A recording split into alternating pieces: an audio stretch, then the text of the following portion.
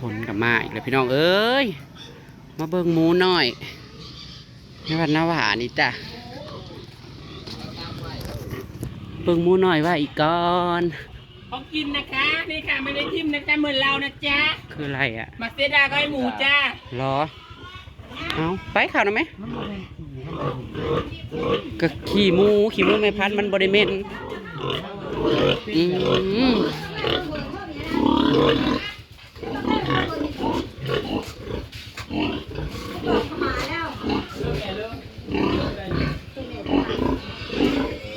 ใช้แม่มันนะชุดท้ายแล้วก็ตัวนาคูมันโดนจ้างของมาอยู่เนาะมันเฉยท่านว่าอะไรไร้มือเนาะอาดห้ามันที่ตัดสั่นแท้2 4 6 8 11 ตัวมันยังมีแต่ตะเบิกเนาะมันประทานได้เป็นตะเบิกปะได้อาทิตย์ช่องอาทิตย์ขึ้นมันก็ไปกินเองมันก็เต้นเลยเนี่ยมันเกิดที่หามึงได้ตัวผู้จักตัวนี่ตัวผู้จักตัวนี่ได้จากตัวผู้อยู่ตรงนั้นนี่คิดว่าติดเขาตอบมันเต้นหนักคนละเบิ้งมอน่ะคือบอลลูกถ้าเกิดคิดว่าแม่เขาตัวเทิกนะเทิกว่ะอัดแม่โทรให้ไปแล้วที่ยังสาวตัวนี้มันติดโป่ว่ะตัวนี้นะแม่มันเย็บเกี่ยวมันสีเศร้าอยู่บ่ตีนโป่มันสีเศร้ากันแต่เบิ้งนี่เดินเรื่องตัวเย็นอันลุงเองนะไม่จบกันเลยนี่ก็ต้นอยู่มาเบิ้งไว้สักก่อนพี่น้องเอ้ยแต่ว่าตอนนี้มันยังน้อยมันกับว่าท่านได้เป็นตาสมใหม่นั่นนี่เอ้ยชอกแล้วเนาะอันนี้ไก่จะออกสีออกแล้วนี่นะจักเดือนดูนะสึกดูได้ยังเดินไปเพราะได้เดียวเนาะนี่เราพ่อรู้ตัวนี้นะนี่ตัวนี้ก็มันใช่ไหมน้องตัวนี้เอ้ยมันมันถูกแต่มันก็เกิดแล้วมันก็ได้เป็นระเบิดเนาะแม่ถ้าเกิดเขาบอกมันอ้วนเนาะที่นี่ก็สีออกแล้วได้นี่เนาะอีนี่ได้จักเดินแล้วชมนั่นโอ้นี่สีออกแล้วอีนี่กันจักเดินแล้วอีนี่ละยังไม่ได้ซื้อได้ลงอีกทีมันมาโลกแล้วจ้ะมันจะได้เติบเลยลูกลูกเพื่อจะมือเพื่อจะมือเพื่อจะเพื่อ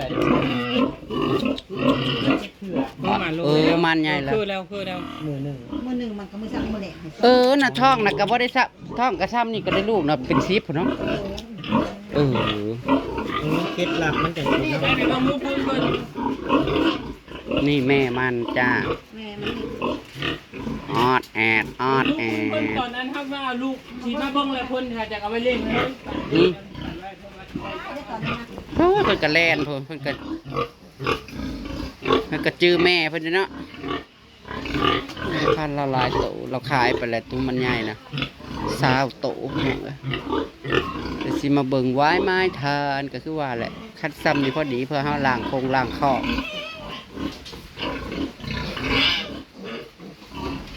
อัดโอ้ยน้ำด่างดีพอดีนี่11 โต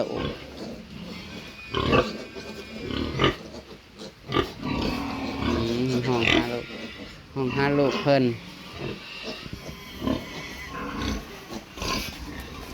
โอ้ทางคุณนะอันนั้นกับแม่พันธุ์บอกของไผ่ทางคุณนะ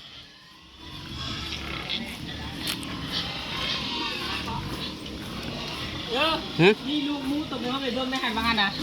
นี่เวลาเราไปเบิ้งได้หันนะ3 เดือนแล้วเหรอ3 เดือนเต็มห้องที่นี่เพราะสำคัญกับหมูเฮาเดือนโอ้ยงามดิสีด่างๆนี่นะก็ด่างอะไรถึกจ่ายเยอะเขากันด่างแดงนะได้มีชื่อมูแดงได้นะเนาะมูแดงนะกุลุนพันลัน3 เดือนมันแคบกว้างเถอะเนาะมันหักเสมอได้หมูเรานะเจ้าใส่ห้างหรือว่านั้นมัน2 อันเนาะเหมือนของมีในเพื่อนนั่นห้างเดียวมันได้ด้านมันคือการกำเนิดเนาะทำนี่ป้อมูนะ ทำนี่แล้ว ตัวพูนเอาห้าลำล้างทำ มันหักบ่อยากเสมอ ตัวผู้ที่เดินในเธอโลกอันนี้แล้วโลกมันจะโต ของสิบสาม สะอ่อนได้2 4 6 8 9 9ตัว มันตายท้องตัวมือกันครับน้ำเดือดใจช่วยมัน เออเขาค่อยนักกระต่ายช่องด้วยกันละ2 4 6 มันกระบวนนะเธอซุ่มนี่บนห้องเบิ้งเลยแล้วว่าเขาเชียวไว้เล่งกันตอนนั้นเนาะขาดอลี มุดตั้นหรือมันนักเอาวะนั่นดีแล้ว มันยาว แต่ซุ่มนี่บนห้องไปเบิ้งไม่หันนั่นแม่จอกกระโตนั่นนี่ อ้าวผมมือไม่ได้มันจำมาแล้ว แม่นคล้องแท้เจ้าข่อยขึ้นว่าเอาตีนคือไปเหยียบกินแล้วนะมีคล้องเข้าแบบยู่แบบนะครับนาคือกระสอบหอยตรงเล่งไม่ต่ำนะกับย่างยุก เสมอกันอลีหมูแล้วล่ะคักแล้วเฮ้ย นี่แหละพวกกีฬาสองมันเป็นอะไร อันนี้นะ เบิ้งมันเต้นโมดางอยู่นั่นเราไปเรื่อย เป็น นั้น กีฬา เขาเจ้ากินอาหารอีหยังก่อนทาย นี่กี่ห้องแน่นสองนี่ เออ กันจับมือเลยกันตัวห้องยาวมันใช้ตัวห้องยาวเลยเป็นเนื้อแปรๆเงี้ยยิ่งโน้มยิ่งแปรๆเบาๆได้ บอกเบอร์หนึ่งนะให้กินครั้งอันนี้ต้องคอยประชวนพิษเนาะต้องคอยกินแหลมทองมัน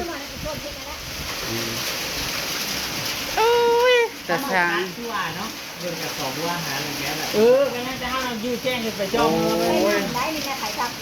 มันใช้หนังนะนี่มันเป็นหนัง โอ้แม่นก็มากินไส้น้ำคือกันเดี๋ยวนี้นะหมู ก็กี่ห้องหันหลาบะ เออ จะเป็นห้องหันเบอร์หนึ่งอะไร บอเบอร์ออกเบอร์หนึ่งแล้วกับเบอร์อาหารลาวเลย แม่คนนี้ มันกับพวกประกันนี่แหละ เอาบัตรตัวนั้นชื่อว่าผู้เดียว ตัวนั้นมันได้อ้อมูดีเอา ของแกล่ะกินแหลมทองมาตลอดแบบนี้นี่น่ะได นี่นะตอนถ้าคุณมีโซนผิดเลยหน่อยนี่แล้วออจะโซนผิดเบอร์หนึ่งแล้วแลบทอง แหลมทองมันกระสอบเท่าไหร่ 52นี่มาคือ79500สายหน้าเดือนเดียวแล้ว อืมอันน้ำมันผัด400เนาะ440 อันนี้ที่เราเป็นแต่ก็ว่าได้เล่นจะเก้ากับมันจัดดีโมนี่เนาะ คนละกินแหลมทองเขาเจซีผัดกินหัวอาหารลาวมันถู ตัว กกว่า ดา กัน นี่ครับมันมูนะมันมึนคู่กันกับคอมเตอร์ตัวทุกน้อยเนาะตอนนี้มันตั้นคู่กัน แมนอันตันนั่นเอง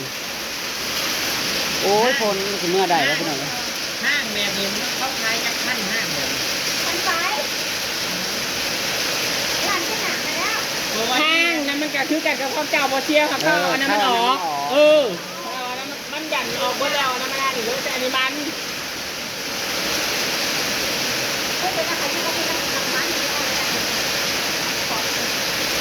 มันก็สีเฮ็ดแต่คอกออกมานี่แหละห้าสีเฮ็ดอันมองน้ำมันน้ำไหม้แบบนี้นะ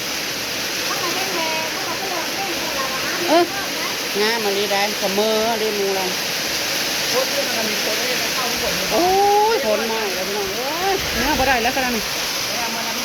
งับผม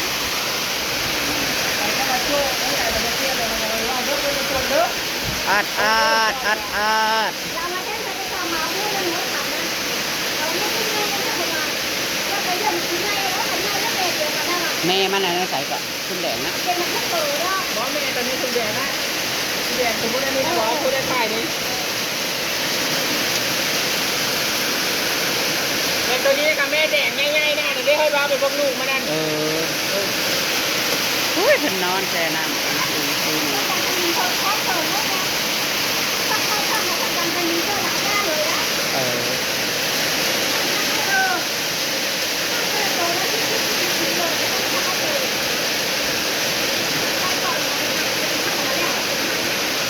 อุ้ยจะงามดังๆนี่เด้ งามตัวได้ไหมครับ ขอบนี่ว่ามีขาวเนาะมีแต่ดัง การเลี้ยงนี้ตัวดัง แม่บอกอุ้ยเกี่ยงกลุยงามเลยมาเบิ่งไว้สักก่อนยังบ่ทันว่าเดี๋ยวบัดให้มันเป็นตะเบิ่งมันใหญ่ก็ได้กันมาเบิ่งใหม่อีกอย่างนี้นะ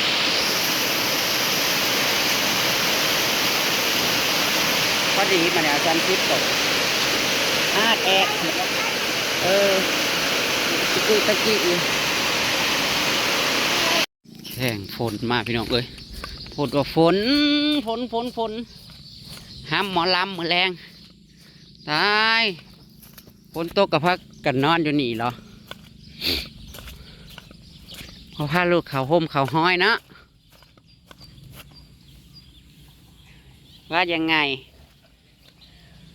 หนูพอใจ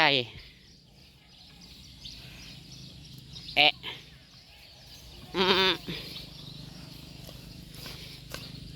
ยังไงตีกันหรือเปล่าโอ้ยมืออื่นจะจักสิพากันมาตอนเด้ออดแอดอดแอดอดแอดมอง